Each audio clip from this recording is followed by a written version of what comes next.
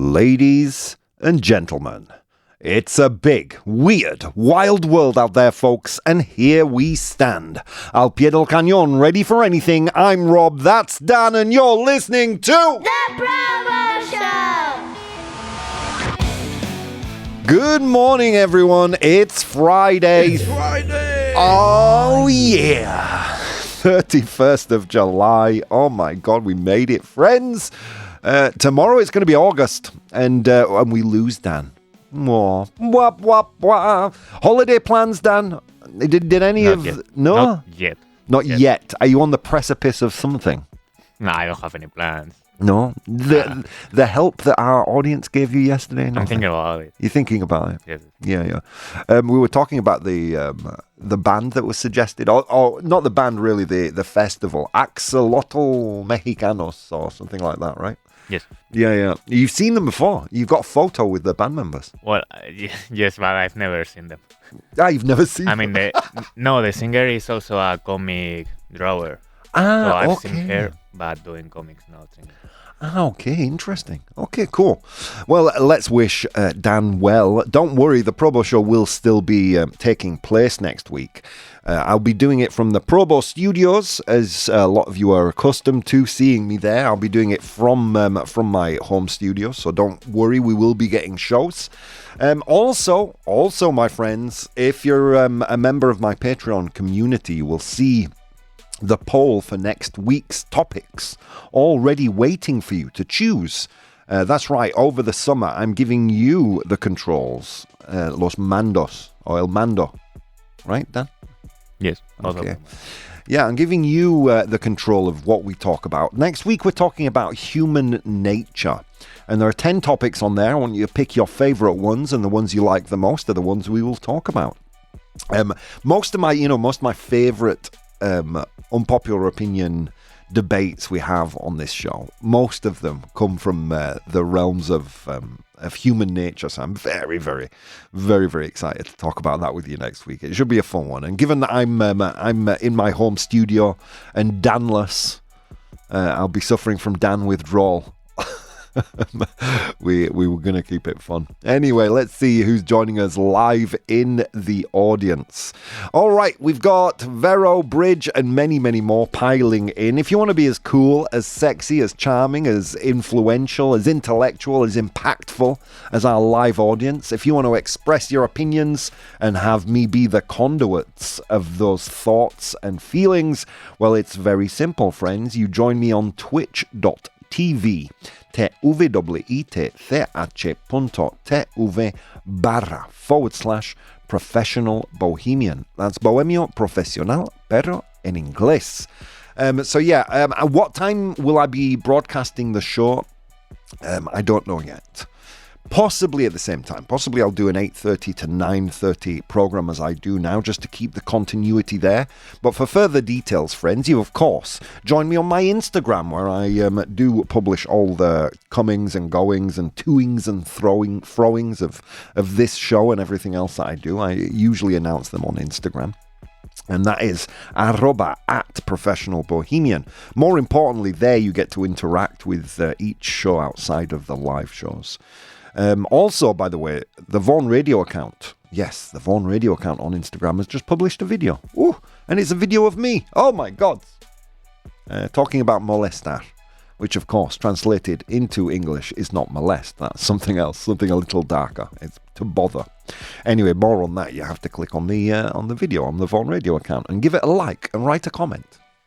Anyway, let's see what people are saying. We've got Vero. She says, good morning, beautiful bohemians around the universe and beyond.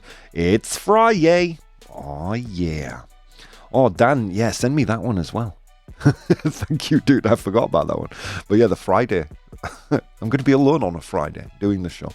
Of course, I'm not alone because you guys will be with me. But still, I miss my partner in crime in there. The Bridge. Good morning, my beautiful Bonnie Bouncy Bohemians and Bonnie Bouncy Bob and darling dashing dandy Dan the radio man. Happy holidays. Yeah, happy holidays to Dan. Tomorrow the silly season starts. Really? Is that what they call August? Silly season? No? Temporada tonto? Silly season? I don't know. Artemisa's with us. Good morning, Rob, Dan, the radio man, and all the cheerful, charming Bohemians. Happy Friday. Happy Friday to you too, Artemisa. Mike says, good morning, dear Bohemians. It's Friday. Oh, yeah. How are we doing, friends? So what are we talking about today? We're finishing off our topic on education this week. We're going to bring it to a little close this week. We have been, of course, covering topics that you guys chose. And again, I invite you to go and choose again for next week's topics on the subject of human nature that's currently up on my Patreon, patreon.com/professional bohemian.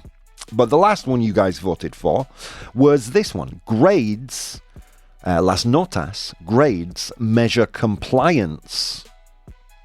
How would you translate compliance, Dan? Well, it's a bit unfair because here we're using it as a synonym of obedience, obediencia.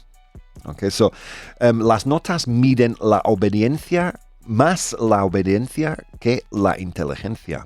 Grades measure compliance or obedience more than intelligence. True or false? That's what we're talking about in our 100 humans today, in our unpopular opinion, sorry. But our 100 humans is, name a cause of stress for a child. Nombra una causa de estrés para un niño.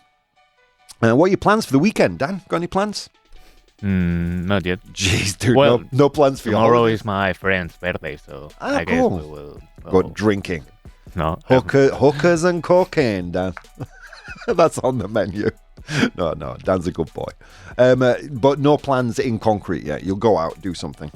Yes, we will celebrate it, but nothing else. Yeah, tonight I'm going to the cinema to see Posesión Infernal. Do you know how we translate that in English? What it is in English? No, I don't know. It's called The Evil Dead. I have, the original Sam Raimi trilogies was groundbreaking to me. Like, I watched it when I was way too young to watch The Evil Dead. And I'm really enjoying the remakes. They remade the first one. They did a reboot. The second one, Evil Dead Rise, was a lot of fun. And I'm dragging Sophie to the cinema tonight to watch the third one. She's lucky, because I wanted to see Spider-Man. So she's lucky. Because she likes horror movies too. Anyway, let's get into it, shall we? Should we get into some news today?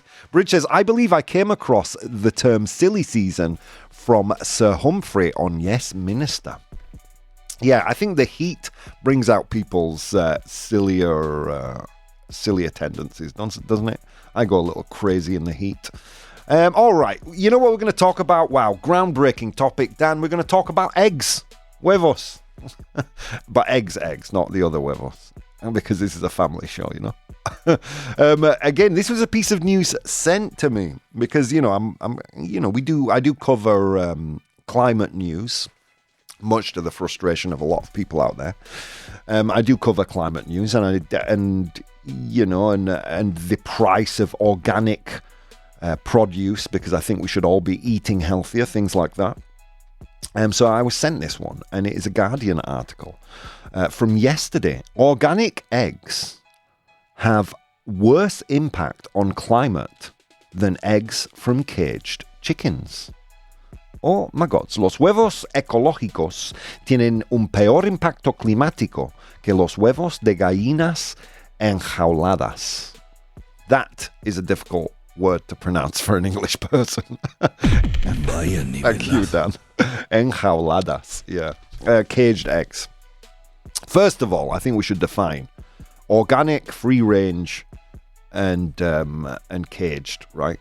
So caged eggs, I don't think there's any mystery. It's your typical egg. The chickens live relatively sad lives, don't they? They're trapped in a cage for their entire life, pumping out eggs. Yeah, and they're in terms of animal welfare, it is pretty sad how those chickens live.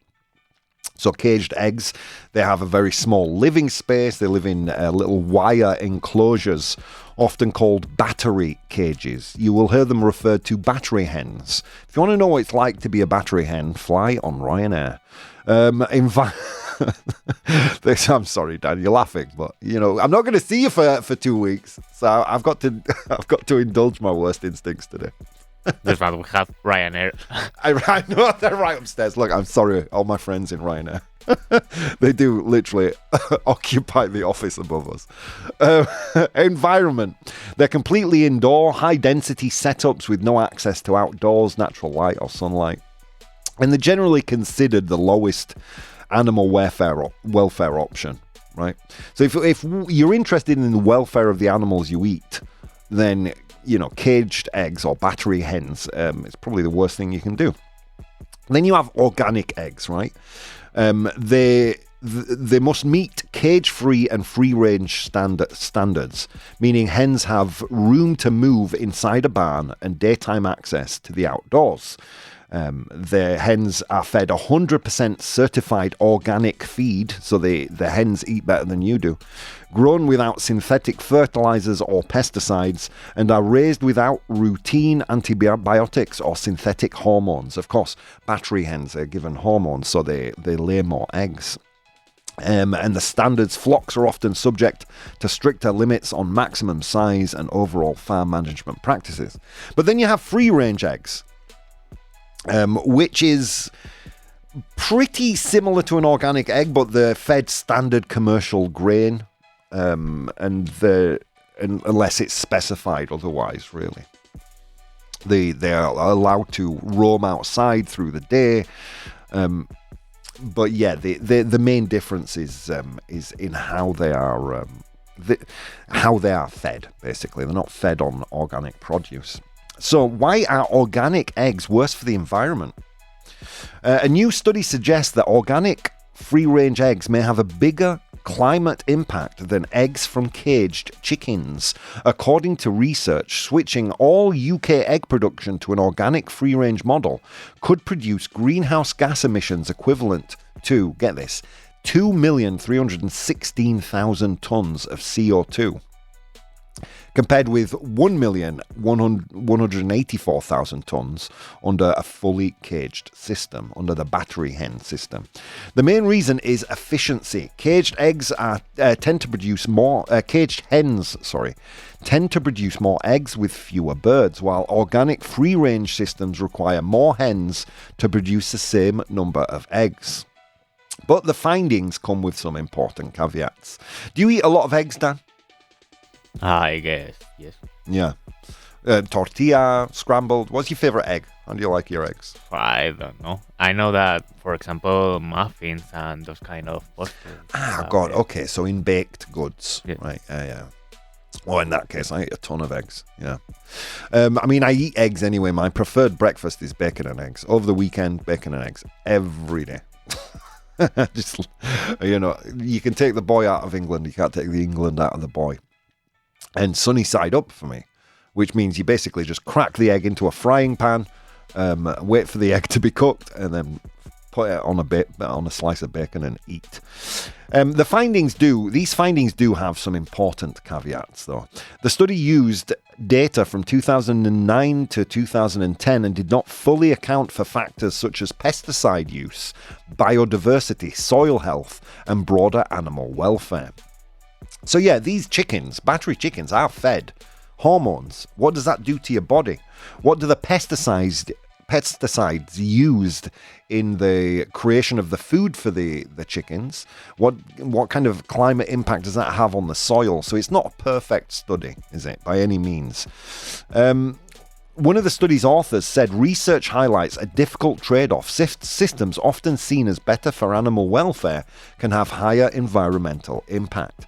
The Soil Association also argued that emissions alone do not give the full picture of sustainability, which should include nature, water quality, synthetic inputs, and animal welfare. Does any of this concern you all, Dan? What's more important to you, the welfare of the animals that you're eating or the climate impact of the food that you eat? I guess the welfare of the animal. Yeah, me too. I don't think... look, I'm going to be honest with you. I do eat a lot of eggs, right? And not just in baked goods. I eat eggs. I crack them into a frying pan and I make omelettes. I do eat quite a few eggs. And I'm not going for the organic option.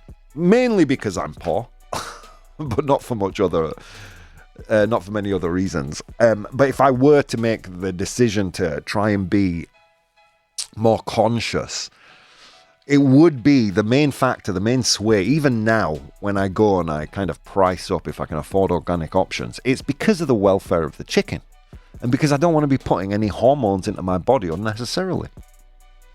I'm not sure how you guys feel about that, but anyway. Let's see. Totally applicable to Spain. Everything is shut and you can't get anything done, says the bridge. Yeah, August, man. Yeah, basically Spain just says, all right, we're closed. Back in September. God forbid you need anything done. Like, I have never had so much trouble getting a dog sitter. It's crazy. Mike says, don't go with high expectations for this last Spider-Man. Just saying. Oh, Mike, have you seen it? Have you seen it, Mike? I was really looking forward to it. I'm going to end up watching it on streaming because I think I don't think even I can convince my girlfriend. Me, a man who professionally argues with people for a living, I don't think I can convince her to go and see Spider-Man. Bridge says, we should all be eating healthier from Mr. Frozen Pizza. Can I make a little confession? I'm actually cooking again now. I'm not saying I'm eating healthier because that cooking usually consists of fried sausages and bacon and things like that. But Sophie's having a good influence on me. Anyway, shall we get into today's unpopular opinion? Unpopular opinion. Okay, that's a resounding yes then. So here we are. Here's today's unpopular opinion, and voted for by you, my friends. Again, you can vote on next week's topics right now. They are live and ready for you guys to vote. Grades measure compliance more than intelligence. Las notas miden más la obediencia que la inteligencia. It's interesting, isn't it? Because let's face it, it is our compass, our North Star are the grades you get at school. They measure your success within that institution. But what are they actually measuring here? Of course, we're talking about an educational institution. So are we not measuring intelligence with these grades? Seems to be that they're actually not, are they, or are they? Well, that's today's question. Do grades measure compliance, obediencia, more than intelligence? So how do you think they voted, Dan? Do you think they said true or false? I think they said true. Yeah, they did say true. 75% of people actually said true today. Oh, okay, I'll shut my mouth because that's just changed. 76% of people said true. You just got in there. Whoever you were, you got in there right under the bar. 76%. What do you think, Dan? I have mixed opinions about it. Yeah? I think it measures. I mean, there is some aspect of intelligence measuring, isn't there? I guess, yes. I mean, because you have to spit out the facts and figures that you've been asked to memorize in school. But is memorization really intelligence? I mean, surely intelligence is something more than just a reproduction of facts and figures, isn't it? Isn't it reasoning and the ability to think critically? Isn't it a lot of things? Should grades even measure intelligence in the first place? Is it not more of an institutional signpost to indicate how well someone operates within an institution before moving on into work? It's a tough one today, because I think this topic more than any other, and this is why I left this to last, teaches us more about the educational system than anything else. So yeah, you're right, Dan. Whoever voted, and I've seen the vote shift again, but it's too late now. 76% is what we said. 76% said true on Instagram. So let's dig in, shall we? Into the pro column. Grades measure compliance more than intelligence. Students usually earn marks by completing the assigned task in the expected format, by the deadline, and according to the teacher's criteria. These behaviors show reliability and discipline, but they do not necessarily reveal how intelligent or original the student is. I mean, look, to offer some kind of a rebuttal, intelligence is difficult to assess without some kind of shared rules, right? Following instructions can itself require comprehension, judgment, and the ability to translate ideas into a form that people can evaluate. So there is some form of measurement of intelligence there. Organization strongly affects academic results. A student who remembers deadlines, keeps tidy notes, revises consistently, and submits every assignment can outperform someone who understands the subject more deeply, but is disorganized. Grades, therefore, often reflect executive functioning as much as intellectual ability. True story. I love how this circles back to our first topic this week. To again offer some kind of a rebuttal, turning understanding into consistent performance is an important quality, an important capability for a child. Intelligence that can't be organized, communicated, or applied has limited value in practice, doesn't it? And the third point in the pro column, schools favor predictable answers. These are the people arguing that yes, grades measure compliance more than intelligence. Many assessments reward students for reproducing accepted methods, interpretations, or terminology. A student who thinks differently may lose marks for failing to present the expected answer, even when their reasoning is sophisticated. Okay, I think there's a false dichotomy here. I mean, unconventional answers are not necessarily automatically insightful, are they? Shared standards protect assessment, don't they? I mean, there has to be a shared standard to measure each student equally. Maybe, though, that's a problem, right? And we'll do one more here. Behavior influences supposedly academic judgment. Participation, punctuality, presentation, effort, and attitude can shape how teachers evaluate a student, even when they are not formally part of the mark. A cooperative student may be given a benefit of the doubt, while a difficult one may have their weaknesses noticed more readily. Let's be honest, friends. Teachers are human beings, aren't they? And it is the teachers that have influenced the grade at the end. So is it just a reward for behavior? I think it paints a dim view of teachers when we say that they aren't 100% capable of separating conduct from academic quality. I will say that, though. All right, let's get into the cons now, saying grades do not measure compliance more than intelligence. Good grades require genuine understanding. In many subjects, students cannot succeed simply by behaving well or submitting work on time. They must understand difficult concepts, solve unfamiliar problems, construct arguments, or apply knowledge accurately. It's a true story, right? If you hand a neat essay in on time, but it's completely inaccurate, you're going to get a terrible mark. Full stop. End of story. A student can often predict question types, right? Memorize procedures and precise exam techniques without developing any deep understanding. Compliance alone does not produce top performance. A perfectly obedient student may complete every task and still receive poor grades if the work is weak. Following rules creates the opportunity to be assessed, but it cannot substitute entirely for knowledge and ability. The claim is not that intelligence is irrelevant, but compliance has a disproportionate influence, perhaps, for those people who voted true.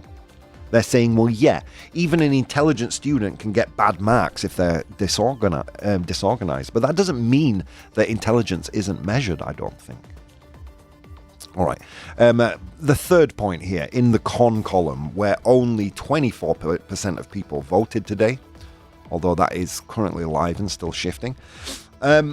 Academic ability is not only rapid insight or originality, it also includes concentration, memory, self-correction, and the capacity to practice until something is mastered.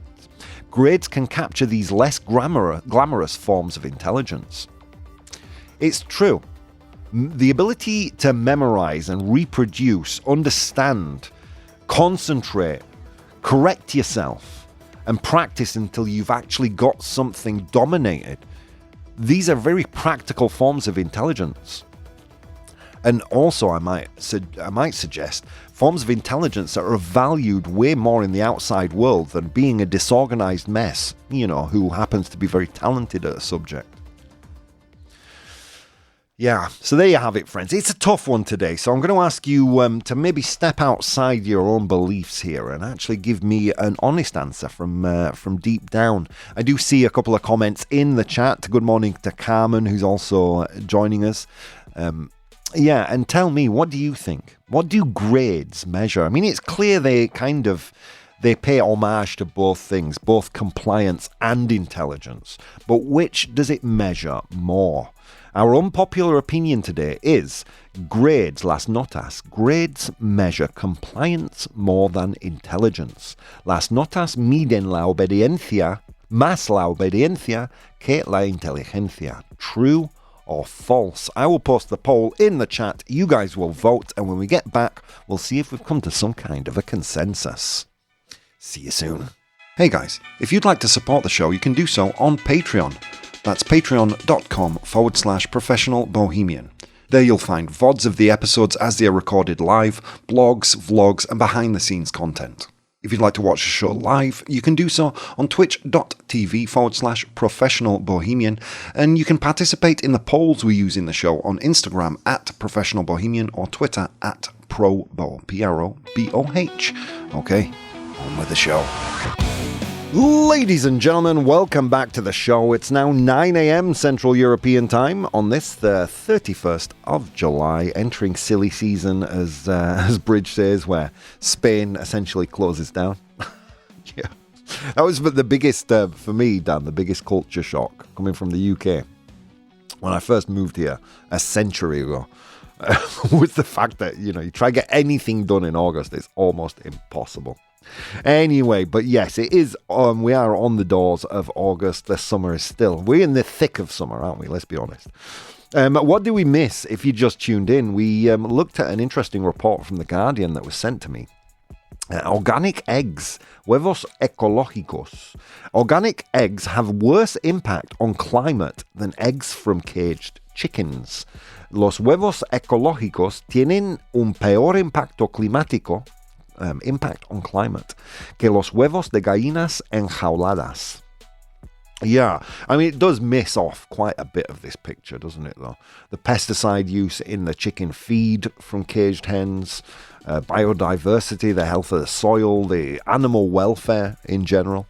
I mean, yeah, I'll be honest, I don't make many decisions based on my my love or the amount of thought or care I put into animal welfare, and I should, and it is a deep source of humiliation for me. I do wish I could be better, and I promise to be better in the future, but, who knows? I think we all feel a little bit the same, don't we? We'd all like to eat healthier, we'd all like the food we consume to be treated in a more humane way, but quite often economic circumstances means that we can't, and that's something we all have to deal with in our own way.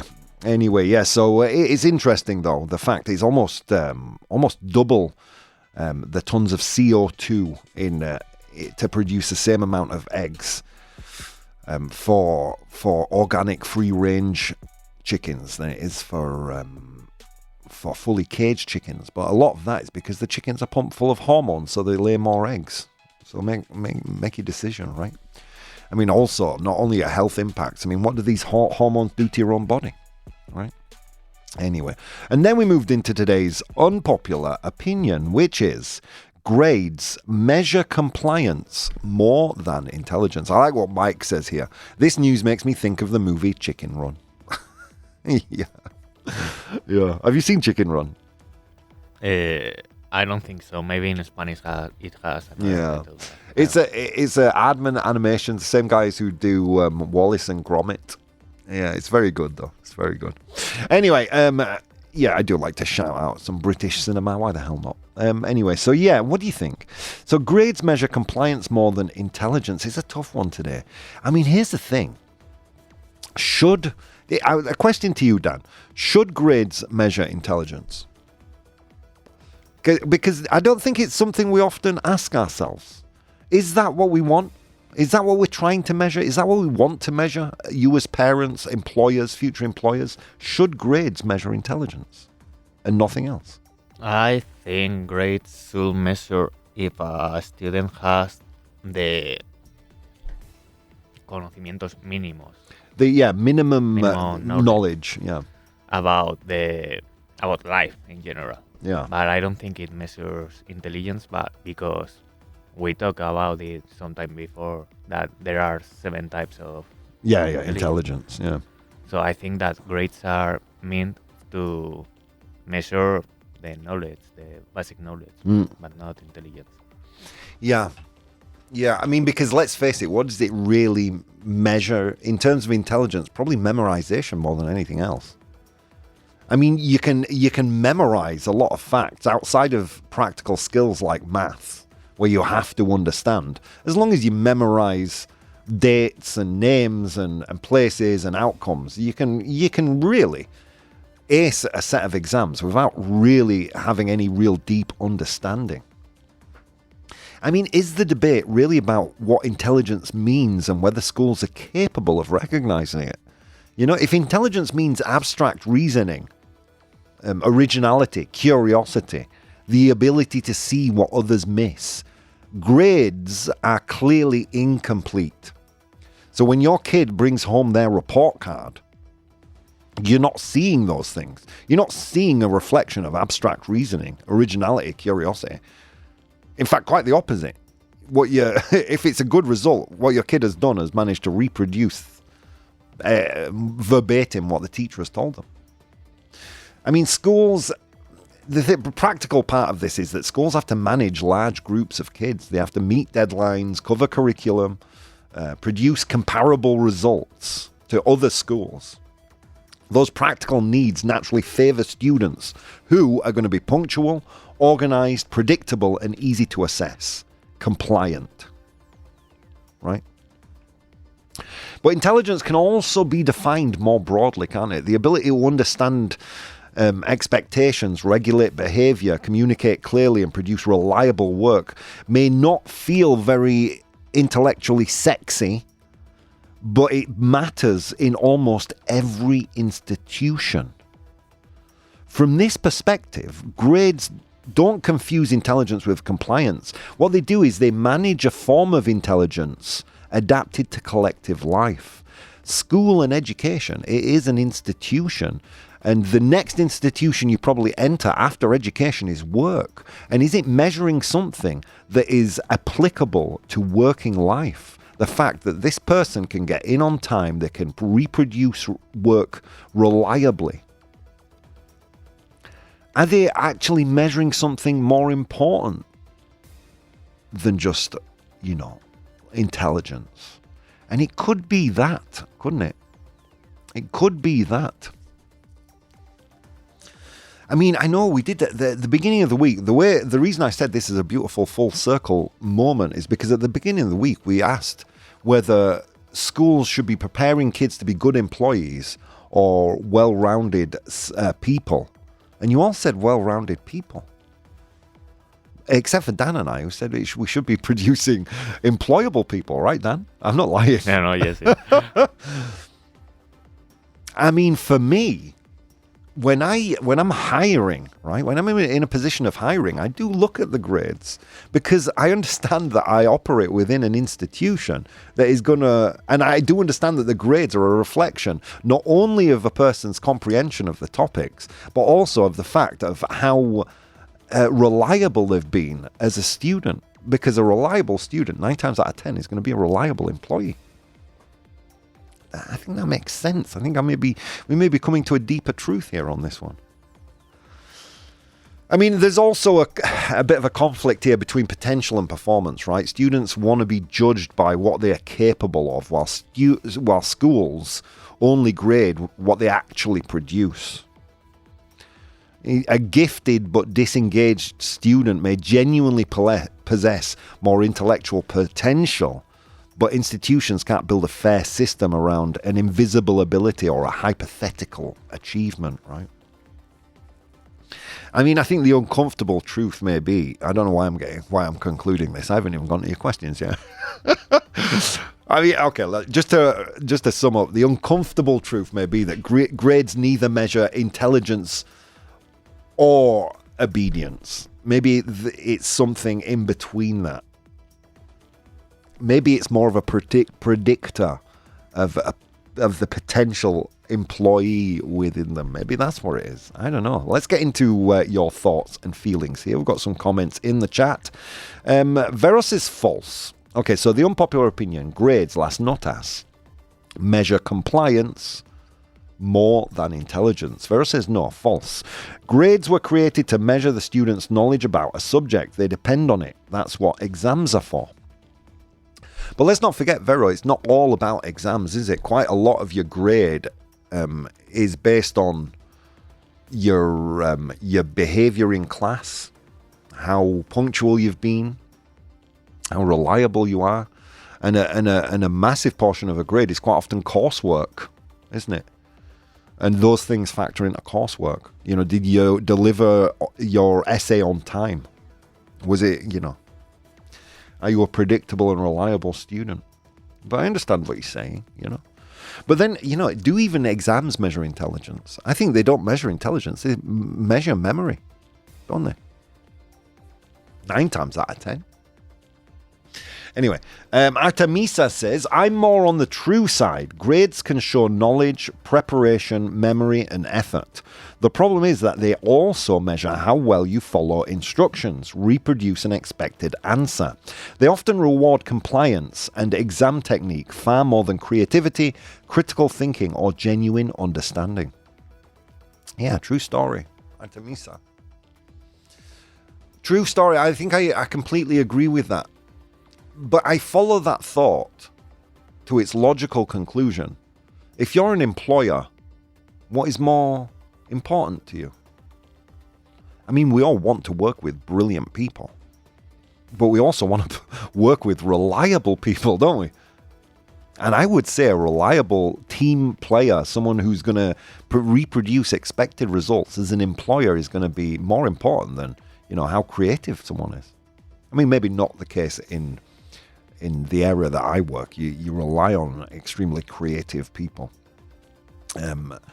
who genuinely understand what they're talking about. But, you know, in your average office role, I mean, you want to work with reliable people who are going to reproduce reliable results. And if grades are measuring that, knowledge and performance, then surely that is what employers are looking for.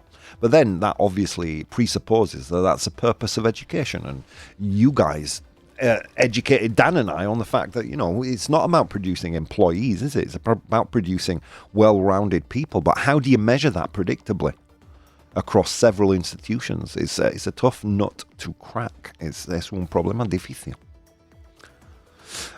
Carmen says, true, memorizing data doesn't equal intelligence and grades rely on results only.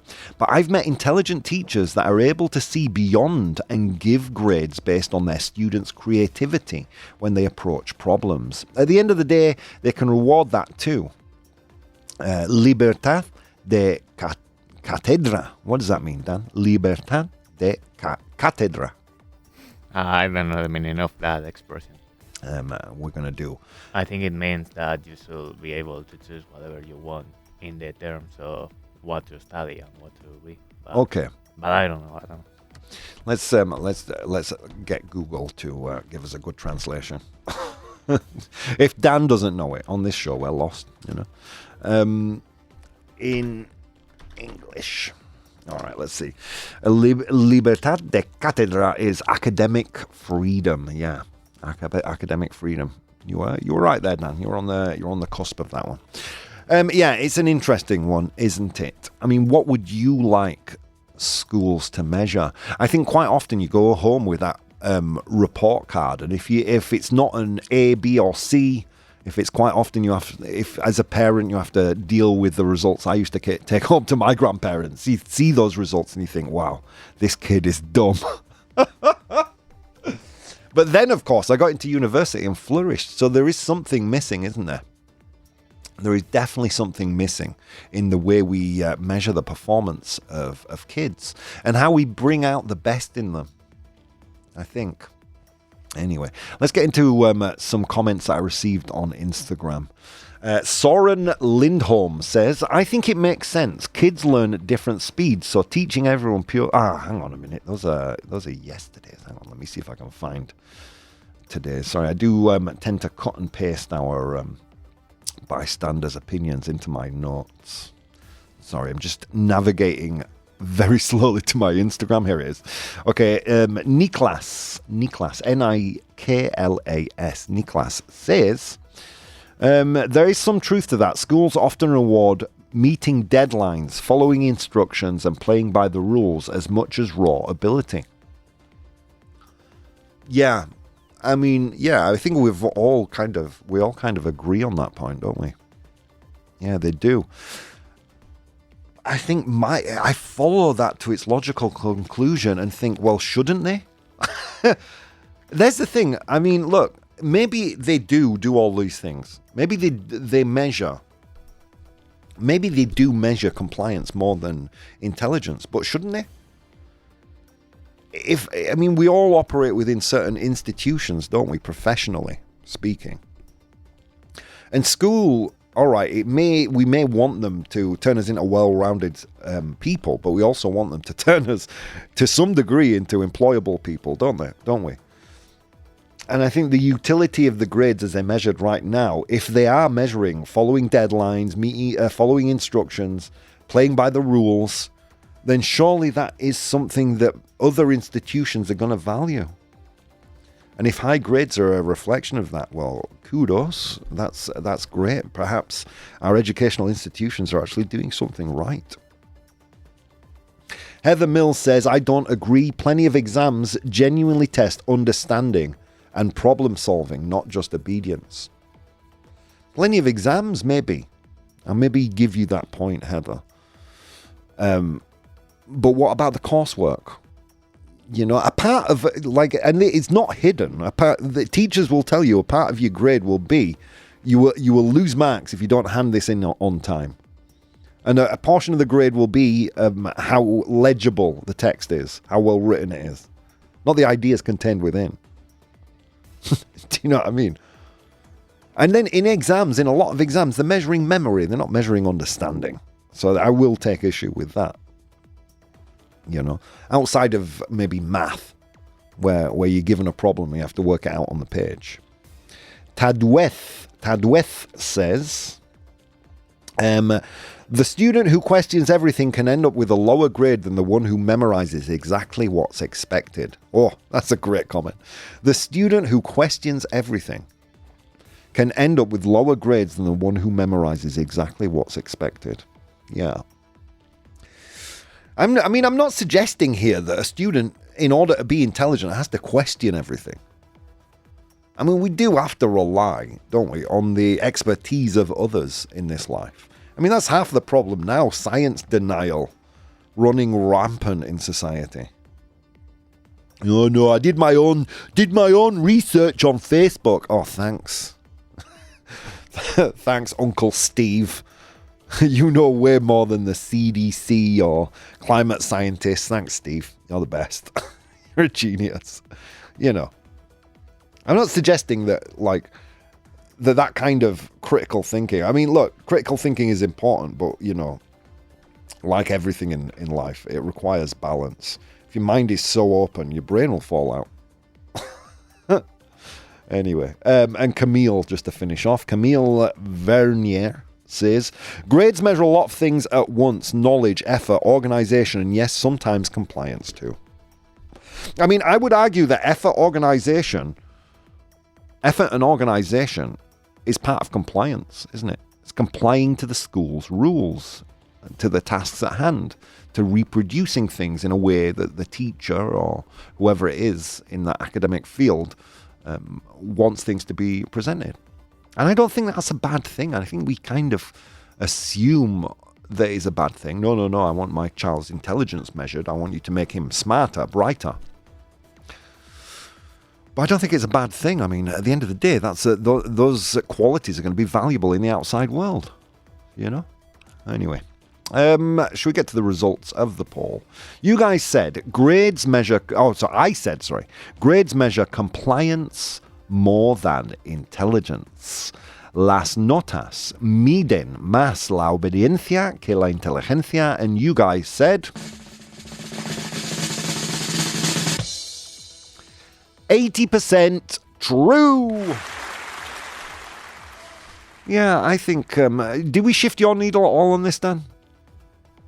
Probably not, right? I think we're kind of both of us in the same space. You were a little bit more in the middle, though, right? I was in the middle. I mean, I haven't changed it, to be sincere. Still pretty much in the middle.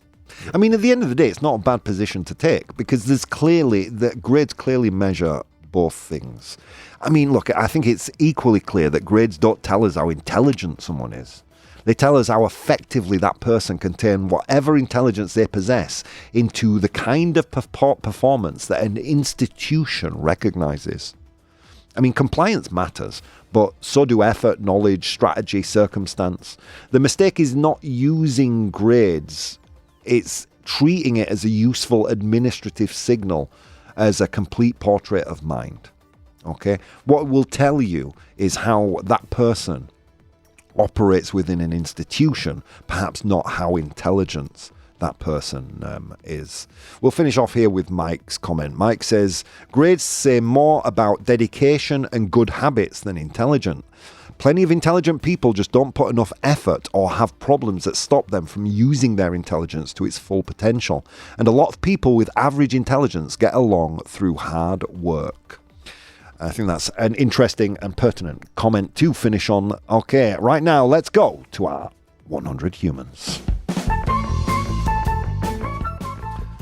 Don't know what's happening recently, Dan, but you and we're talking too much for the unpopular opinions. I promise I'm going to finish before 26, Dan. We're going to do it today.